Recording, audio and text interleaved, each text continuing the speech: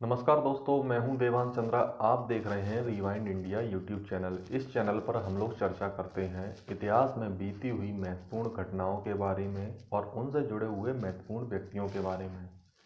शासन द्वारा कमाए गए धन व खर्च किए गए धन की व्यवस्था को बजट कहते हैं।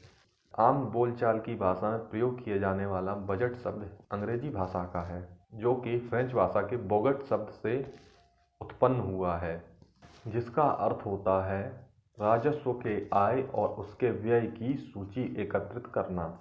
बजट किसी भी शासन के अनुमानित आय और व्यय के लेखे को कहा जाता है। आसान शब्दों में कहा जाए, सरकार द्वारा कमाए गए पैसे और खर्च किए गए पैसे को बजट कहते हैं। यह धन कहाँ से आएगा और कहाँ खर्च होगा, इसी व्यवस्था को बजट कहते हैं।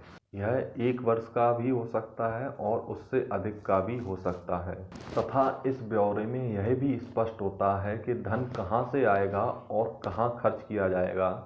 खर्च किए जाने वाली धन का कितना प्रतिशत किस विभाग में खर्च किया जाना है, इसका भी अनुमान लगाया जाता है। अभी तक हम लोगों ने चर्चा की है बजट पर। अब हम जानेंगे एक अच्छे बजट की क्या खासियत होती है। जैसा कि हम जानते हैं, एक अच्छे बजट का मुख्य लक्षण कुछ इस प्रकार होते हैं। बजट एक निश्चित अवधि के लिए आय और व्यय का अनुमान है। यह एक तुलनात्मक लिस्ट भी है, जिसमें प्राप्तियों और खर्चों का तुलनात्मक विवेचना होती है। बजट सरकार के लिए धन की कमाई और खर्चे का विधायिका का आदेश होता है। बजट के प्रकार। यूँ तो बजट 3 प्रकार का होता है। जब व्यवस्थापिका बजट का निर्माण करती है तो यह व्यवस्थापिका प्रणाली का बजट कहलाता है। इस प्रणाली में विधानमंडल की एक समिति बजट का निर्माण करती है तथा उसे फिर व्यवस्थापिका के सामने प्रस्तुत कर पास कराने का कार्य करती है। वास्तविकता में यह बजट चाहे कितना भी विधानमंडल का बजट क्यों ना हो, इसमें कार्यपालिका का सहयोग लेना ही पड़ता है। कार्यपालिका का बजट। जब बजट का निर्माण कार्यपालिका करती है तथा विधानमंडल उसे अपनी स्वीकृति देता है तो वह कार्यपालिका का बजट कहलाता है। इस प्रणाली का लाभ यह है कि शासन की नीतियों के अनुसार किस विभाग को कितने धन की आवश्यकता है तथा राजस्व किस प्रकार और कहां से संभव है, जिसकी जानकारी कार्यपालिका को रहती है। दुनिया के ज़्यादातर देशों में इसी प्रकार के बजट को अपनाया जाता है। तीसरे तरीके का बजट होता है मंडल या आयोग का बजट। जब बजट का निर्माण ना तो विधायिका करती है और ना ही कार्यपालिका करती है, बल्कि इसके लिए एक अलग आयोग अथवा मंडल का निर्माण किया जाता है, तो उसे मंडल या आयोग प्रणाली का बजट कहते हैं। मंडल या आयोग के बजट में अधिकारी, उद्योगपति, राजनेता व अर्थशास्त्री एक साथ मिलकर कार्य करते हैं। हमारे देश का पहला बजट 7 अप्रैल 1860 को ब्रिटिश सरकार के वित्त मंत्री रहे जेम्स विल्सन ने प्रस्तुत किया। 1924 से 1999 तक बजट का समय फरवरी महीने के अंतिम कार्यकारी दिन को शाम 5 बजे होता है।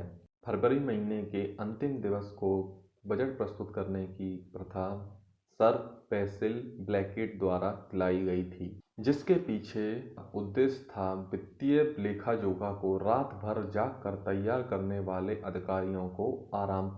लेकिन सन 2000 में पहली बार बजट सुबह 11 बजे यशवंत सिन्हा द्वारा प्रस्तुत किया गया। स्वतंत्र भारत का पहला बजट 26 नवंबर 1947 को आर के षणमुख चेट्टी द्वारा प्रस्तुत किया गया। इस बजट में 15 अगस्त 1947 से 31 मार्च 1948 तक करीब करीब 7.5 महीनों का बजट प्रस्तुत किया गया। आप लोगों ने बजट के साथ अंतरिम शब्द का प्रयोग अक्सर सुना ही होगा। इस अंतरिम शब्द का प्रयोग पहली बार सन 1948-49 में आर के षणमुखम चेट्टी ने किया था। तभी से छोटी अवधि के बजट के लिए अंतरिम शब्द का प्रयोग किया जाने लगा है। भारतीय गणतंत्र की स्थापना के बाद पहला बजट 28 फरवरी 1950 को जॉन मथाई द्वारा लाया गया। इस बजट में योजना आयोग की स्थापना का वर्णन था। सी डी देशमुख वित्त मंत्री होने के साथ साथ रिजर्व बैंक के पहले भारतीय गवर्नर भी थे। उन्होंने सन 1951-52 का अंतरिम बजट पेश किया था। सन 1955 से पहले आए हुए जितने भी बजट थे वो सभी के सभी अंग्रेजी भाषा में थे। सन 1955-56 के बजट को पहली बार हिंदी में भी तैयार किया गया। आपको क्या लगता है हमारे देश में प्रस्तुत किए गए सारे बजट सिर्फ वित्त मंत्री द्वारा किए गए हैं? यदि आपको ऐसा लगता है तो एक नज़र इतिहास की तरफ भी देखिए। सन 1958-59 में देश के तत्कालीन प्रधानमंत्री रहे पंडित जवाहरलाल नेहरू ने देश का अंतरिम बजट पेश किया। उस समय वो प्रधानमंत्री के साथ साथ उनके पास गृह मंत्रालय का अतिरिक्त प्रभार था। आपको क्या लगता है महिला होने के नाते निर्मला सीतारमण जी ने पहला बजट पेश किया है? यदि आपको ऐसा लगता है तो एक नज़र इतिहास की तरफ भी ले चलिए। हमारी प्रधानमंत्री रही इंदिरा गांधी जी ने भी देश का बजट प्रस्तुत किया, लेकिन उनके पास वित्त मंत्रालय अतिरिक्त प्रभार के तौर पर था, जैसे कि सन 58-59 में पंडित जवाहरलाल नेहरू के पास था। हमारे देश में मोरारजी देसाई द्वारा 10 बार बजट पेश किया गया, जिसमें से 6 बार वित्त मंत्री रहते हुए तथा 4 बार उप प्रधानमंत्री रहते हुए उन्होंने बजट की पेशकश की। मोरारजी देसाई जी अपने जन्मदिन पर बजट पेश करने वाले इकलौते मंत्री भी रहे हैं। हमारा देश रीति रिवाज और रस्मों से भरपूर देश है। ऐसी ही एक रस्म हमारे बजट के साथ भी अपनाई गई। बजट छपने भेजे जाने से पहले हमारे देश में हलवा खाने की रस्म निभाई जाती है। इस रस्म के बाद बजट मंत्रालय से संबंधित अधिकारी किसी भी व्यक्ति के संपर्क में नहीं रहते, यहाँ तक कि अपने परिवार के संपर्क में भी नहीं। भारत देश में वित्तीय वर्ष यानी कि फाइनेंशियल ईयर हर साल 1 अप्रैल से आरंभ होती है। 1 फरवरी 2022 को निर्मला सीतारमण जी वित्त मंत्री रहते हुए चौथी बार बजट की पेशकश करेंगी। हमारे संविधान में आम बजट का जिक्र अनुच्छेद 112 में किया गया है।